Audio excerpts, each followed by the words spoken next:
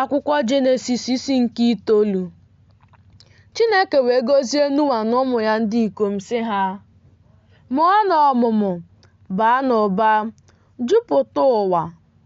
Egwu unu na ụjụ unu ga-adịkwasị n'anụ niile ọbụla nke ụwa nke dị ndụ, na n'anụ ufe niile ọbụla nke eluigwe, tinyere ihe niile ọbụla nke ala na-enupụta, tinyekwara azụ niile nke oke osimiri. N'aka unu ka e nyeworo ha.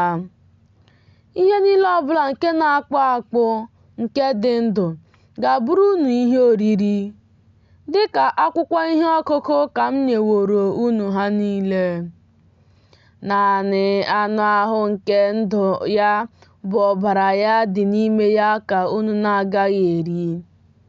N'ezie, ọbara unu bụ ọbara nke ndụ unu ka m ga-ajụtakwa.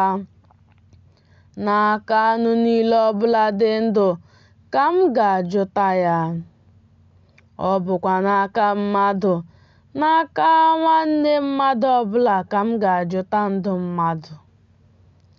Onye na-awụsi ọbara mmadụ site n'aka mmadụ ka a ga-awụsi ọbara ya, n'ihi na ọ bụ n'onyinyo Chineke ka o mere mmadụ. Unu onwe unu kwa, mụọnụ ọmụmụ, baa n'ụba, nupụtanụ ụmụ n'ụwa, baa ụba n'ime ya.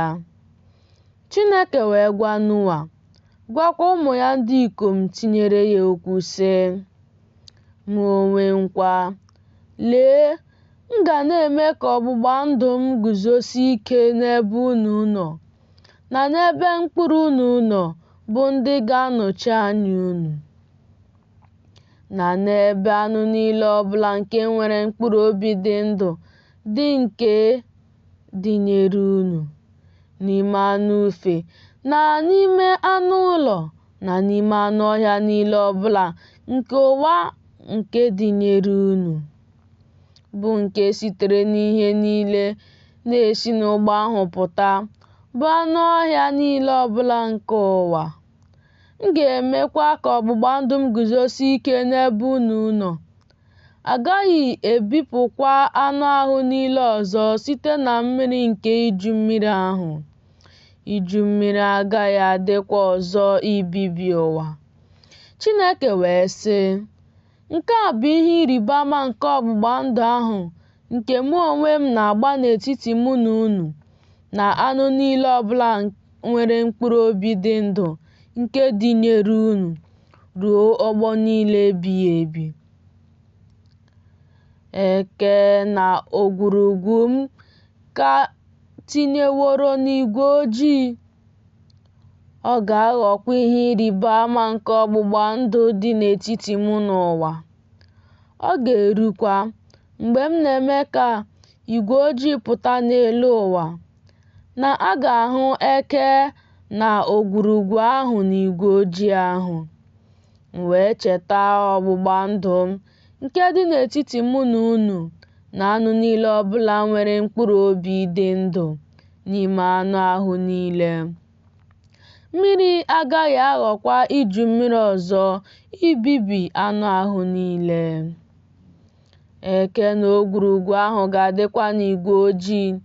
M ga-ahụkwa ya anya icheta ọgbụgba ndụ ebighị ebi dị n'etiti Chineke na anụ niile ọbụla nwere mkpụrụ obi dị ndụ n'ime anụ ahụ niile nke dị n'elu ụwa. Chineke wee sị Noa, nke a bụ ihe ịrịba ama nke ọgbụgba ndụ ahụ nke m meworo ka o guzosie ike n'etiti mụ na anụ ahụ niile nke dị n'elu ụwa. Ụmụ ndị ikom ndị siri n'ụgbọ ahụ pụọ bụ Shem, na Ham, na Jafet. Ma Ham bụ nna Kanan. Ndị atọ bụ ụmụ ndị ikom Noa. Ọ bụkwa site na ndị a ka ụwa niile gbasara. Noa bụ onye ọrụ ubi wee malite ịkụ ubi vaịn. O wee ṅụọ ụfọdụ n'ime mmanya vaịn ya, ṅụbiga oke, gbaba onwe ya ọtọ n'etiti ụlọ ikwu ya. Ham bụ nna Kenan wee hụ ọtọ nna ya gosi ụmụnne ya ndị ikom abụọ n'ezi. Shem na Jefet wee chịrị uwe mgbokwasị tụkwasị n'ubu ya abụọ, were azụ ha jee kpuchie ọtọ nna ha. Ma ihu ha dị n'azụ, ha ahụghịkwa ọtọ nna ha. Noa wee teta n'ụra mmanya vaịnị ya, mara ihe nwa ya nwoke nke nta mere ya. O wee sị, onye a na-abụ ọnụ ka Kenan bụ, ohu nke ndị ohu ka ọ ga-abụrụ ụmụnne ya ndị ikom. Ọ sịkwa, onye a gọziri agọzi ka Jehova bụ Chineke nke Shem bụ, ka Ken ghọkwara ha ohu. Ka Chineke mee ka Jefet setịa, ya birikwa n'ụlọ ikwu niile nke Shem. Ka Kenan ghọkwara ha ohu. Noa wee dị ndụ mgbe iju mmiri ahụ gasịrị, ọgụ afọ 17 na afọ 10. Ụbọchị niile nke Noa wee bụrụ nnọọ afọ 2 na ọgụ 7 na 10. O wee nwụọ.